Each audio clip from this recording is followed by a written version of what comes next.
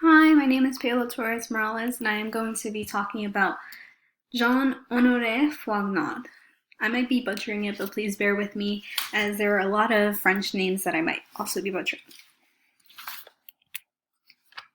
Jean-Honoré Frognard was born in Alpes-Maritimes, Grasse, on April 5, 1732. Jean-Honoré was a renowned French artist representative of the Rococo period.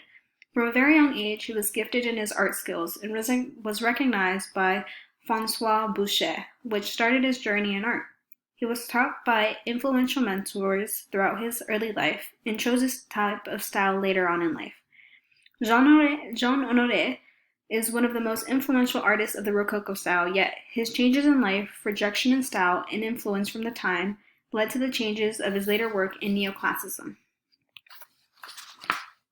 At the age of 18, François Boucher recognized Jean's talents of the arts, so he sent him to gain more experience at Chardin's atelier. An atelier is a place where a principal master and his assistants/students work together in an attempt to create fine or visual art under the master's name. He studied under him for 6 months and finally studied under François Boucher. Sacrificing the golden calves is one of the works that he created and was made under during his mentorship. Regardless of this award, he studied under Charles-André Van Loo for 3 years until finally officially studying art at the French Academy in Rome and then presided over by Charles-Joseph Nantois. Frognard adopted the brushworks of Rubens, Hals, and Rembrandt Rushdie into his own artworks, which we will later see really helped with his style of making lines very flowy and beautiful.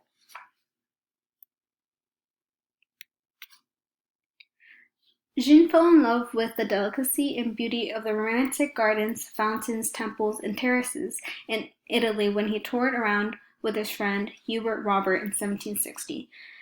The majority of his work was created in the medium of paintings, while the scantling creations were of sketches and etches. This started his style of the Rococo period, where he excelled in the features of pastel colors, exaggerated scenery, and the intricate details in ornamentation and curved lines. During the mid-1700s, these creations of works were still made. The Seesaw, The Birth of Venus, and Aurora Triumph Overnight are pictured here to show you the type of Rococo style that he was creating. As you can see, a lot of pinks and blues and whites are created to have like a heavenly feel, and it's very representative of gods and goddesses that you see, such as like Aurora and Venus. Here are more Rococo art works that he created, because he created more than 500 arts in this style. These are called Blind Men's Bluff on the left and the love letters on the right. In 1752, Frognard was able to win the Prix Rome with the painting Jeroboam.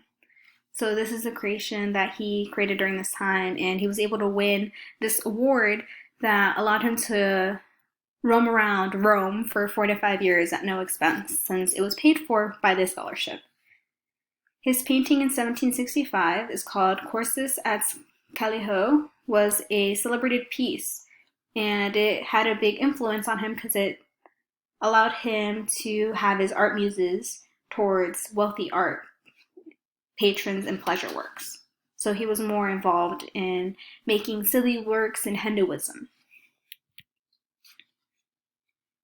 So this is one of the most iconic paintings that thrived during his Rococo period, and it's called The Swing, made in 1767. The importance of this painting is defined by the features of the Rococo period and its message of eroticism and gratuitous from the suggestion of a man named Gabriel Francois Doyen, who desired a painting of himself and his mistress. The subjects involved in creating this painting is of a woman and man continuing a playful affair while an unknowing man pushes her on the swing. The size of this work is almost 3 feet by 2 feet, while the medium of this painting is made with oil on canvas. This artwork was very appealing to me aesthetically, as I do not usually see works of art that capture the use of pastel colors in such a balancing way. The artist demonstrates his skills with the paintbrush, as they are able to make quick and flowy strokes in the canvas to create a fun painting. Visually, I just loved seeing this scene since it seems very scandalous and fun, and it just seems like you can see her shoe falling off and her leg pointing to Cupid, having a lot of different illusions and iconography that insinuate the affair. The next artwork, which was one that shifted the art style of Jean, was commissioned by Madame du Barry's Pavilion at Lucines, called Love Letters.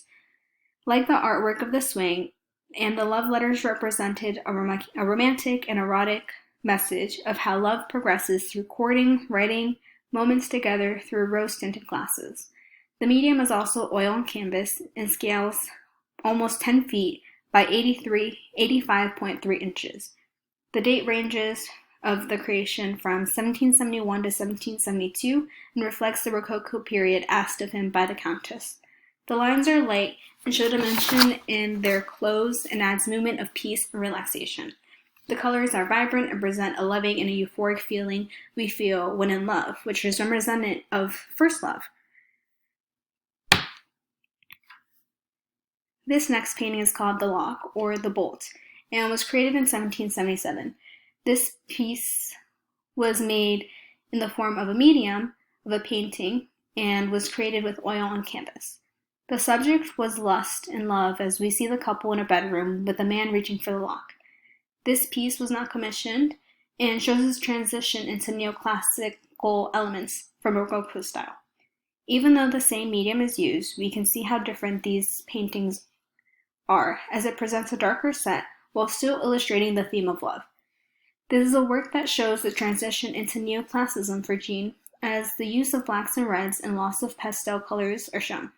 Formally, there is a more realism in this artwork, and still shows the use of representational figures that are anatomically correct. The skills of fluidity throughout this painting is still shown as the clothes look realistic and have textures of silky drapery. This art style was more praised as his neoclassicism was more used at the time. This is most likely because of the rejection and half-hearted responses to his Rococo period styles were received. This evokes an erotic feeling to it and evokes an emotional response of shock, as the couple is shown in a passionate scenario.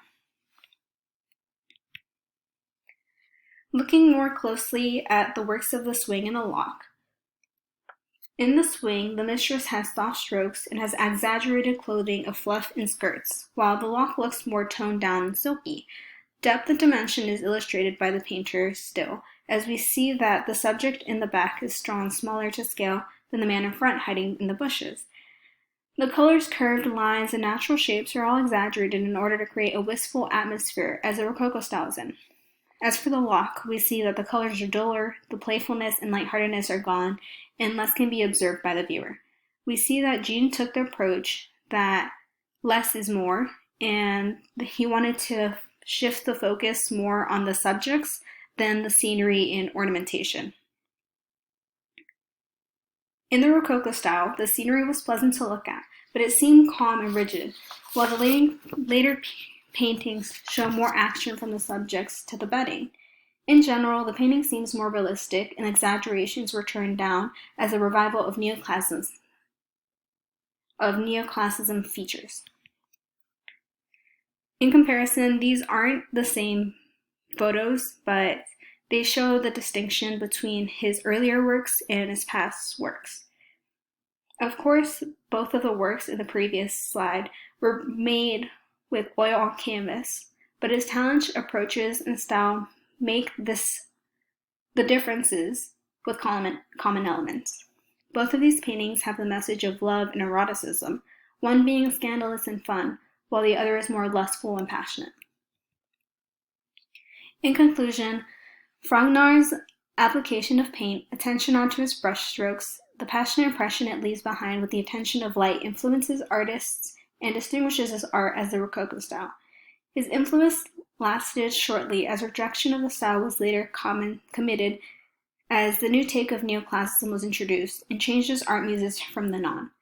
The distinction of his works, such as The Swing, The Love Letters, show the distinction of his changes from his later paintings, The Lock, and present his growth as an artist from Rococo to neoclassicism.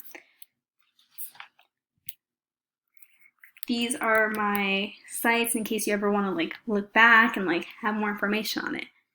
Thank you.